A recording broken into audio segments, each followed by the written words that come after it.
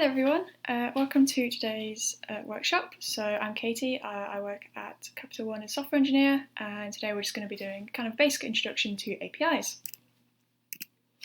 So what is an API? Technically, an API is called an application program interface. Basically means it lets us interface how software can interact with each other. So at a very basic level, it lets separate software communicate and share data between each other. So a lot of the time, the software that we write might not necessarily really easily interact with each other. So basically, APIs let us do that in a nice, easy way. So why would you use an API? It exposes complex functionality behind easy-to-use endpoints. So this is really, really important, especially during hackathons when you may be using an API that's technically very complex, but to a user, when you're using the API, it actually seems quite simple. So they're really good in that respect. It modularizes code, so it makes it very reusable and loosely coupled. So this is also really good for a hackathon because a lot of the time you're going to be working in teams, but you're going to be working on separate parts of the project. So maybe you'll have someone working on the UI and someone working on the back-end server. So by using the API or implementing an API within your project, you can both work on these kind of separately, this front end and back end, but at the same time without necessarily overlapping each other. So it means that they're nicely loosely coupled, so you can work on them independently. And there's also just lots of public APIs available, so you don't necessarily have to be making your own to be using it in your hacks. So by using someone else's, it saves you an awful lot of time in your hacks. So how a really, really basic API works will be that it'll have a URL and it'll have some endpoints. So in this case, we've got a fake API at example.com, and one of the endpoints it has is API endpoint. So what you do is you'll call from your client, which will a lot of the time either be your website, or if you're making a hack that has maybe a backend, maybe your backend will be the client in this case. So it will call to this endpoint at this URL, and then it'll probably get some data back from the API. And that's really, really simply how they work most of the time. Oh no.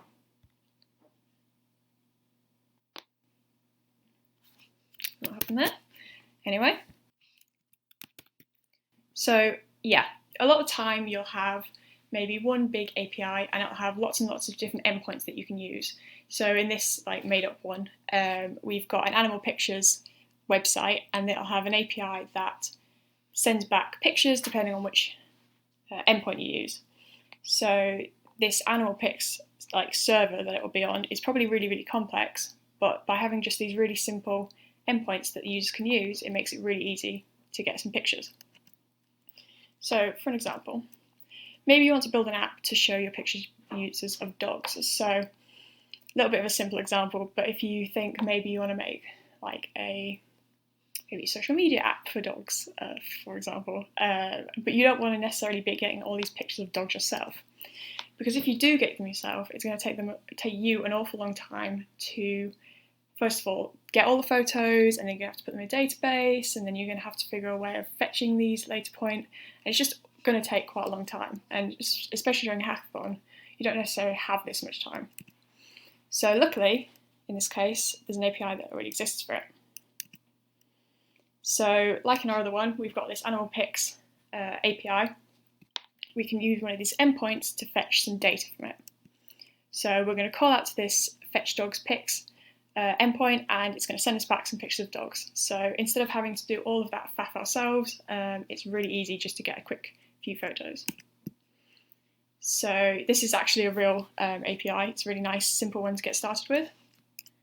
So we're going to have a little example. Hopefully this works. So with this API, this is kind of the main URL we've got, and then it has loads of different endpoints, and the very basic one is this one. So we can just use this to fetch a dog. So in our app, we would call to this endpoint, and hopefully this works okay. And then this is what our application is going to receive. So as you can see here, this is actually a JPEG. So you can open that up, and there we go. So we've got our dog.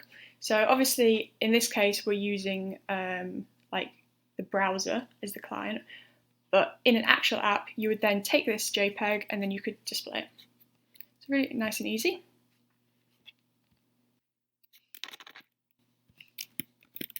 So as I said, our client in this case was the browser. We called to the endpoint and it gave us a dog picture back.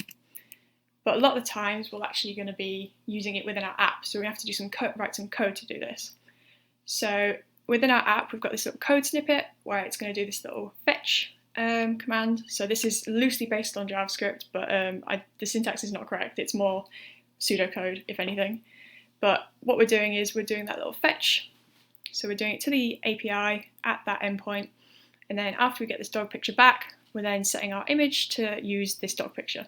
So this is a really, really basic way you could actually use the dog picture in your app. But of course, realistically, you're probably going to be using maybe a Google Maps API or something. So instead of a picture, you might be getting some data back. But you can use it in your app just in this kind of way. So in this API, it lets you provide loads of different custom endpoints.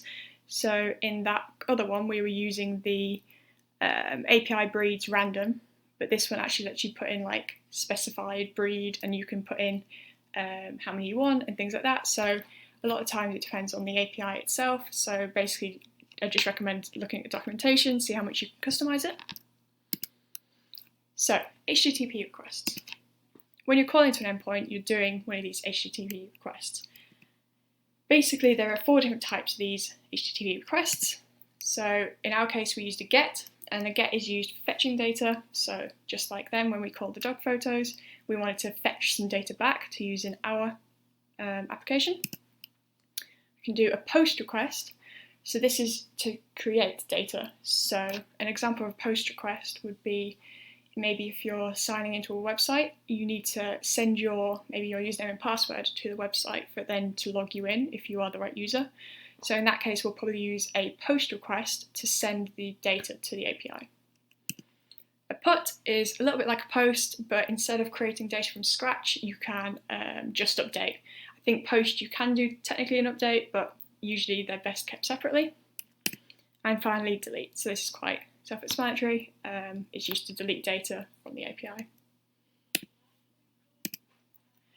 So, say we want to build a to-do list app. We want to be able to fetch a list of the to-dos from the server, but we also want to be able to add new ones, because that is how a to-do list works. You should be able to cross things off of a list, but you also want to be able to add more ones. So we're going to use a GET request to fetch the list from the server, and we're going to use a POST request to send new ones. So then once we've done this, we send the new one through the API to the server, then it's going to probably add it to a database and whatnot in the back end, but just in terms of the middle ground, that's how the API is going to work. So we've got some. So first we're going to build our API. So this is again very loose kind of pseudocode, but this is what the code is probably going to look like on our server as to act as the API. So we're probably going to have quite a complex server. We're going to want it to do lots of things, but to make it as easy as possible to integrate with our front end, which might be written in HTML and whatnot, we want to make it super simple for them to interact. So we're going to have a couple of routes, which are going to be like our endpoints. So we're going to have a fetch to-dos, which is going to be what the front end does our GET request to, and we're going to have a POST, which means when we send this to-do list item, we're then going to add it onto this list. So this is kind of really basically what this very simplified code does, kind of in pseudo JavaScript. So this is going to be our on the server end.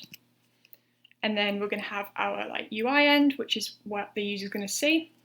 So as you can see, we've got a little script tag. So this is doing the fetch. So this is doing the GET request to our server's URL endpoint. So as you can see, we've got that fetch to-dos request. And then we're going to store that into a list. And then later on in our actual HTML, we can just print that list out. So then we're also going to want some kind of functionality to add the new ones.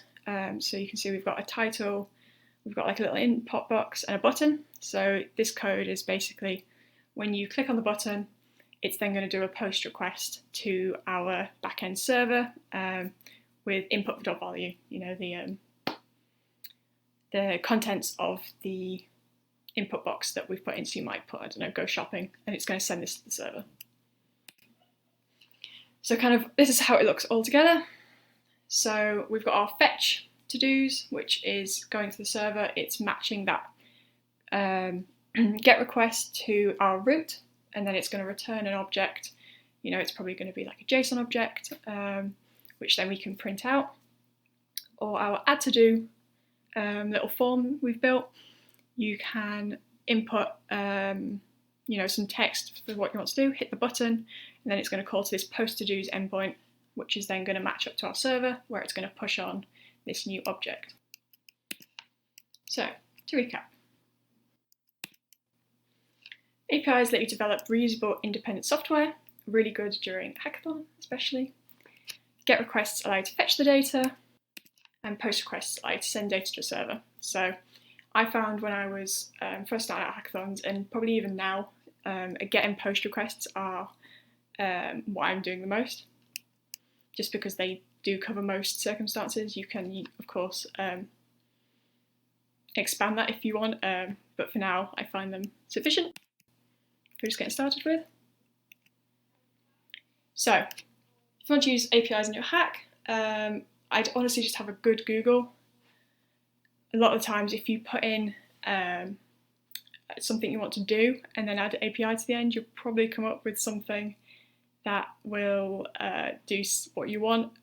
So like a dog API, like I did, maps are a good one, things like that. There are also a couple of these links I've put in here, which I'll share afterwards. These are just kind of directories for finding APIs, but again, just having a good Google, having a look on the internet is really, really good for this. And also looking at like the sponsors and partners hackathons, a lot of the time they do have their own APIs, so they can be really great for just having a play with. I know MLH always bring loads and loads, so I definitely recommend having a look at those. But yeah, that is it. If you've got any questions, of course this was quite a theory-based workshop. I definitely recommend just having a look for your specific language into like doing get and post requests, because each language is very different, like syntax-wise, but they all kind of follow the same pattern.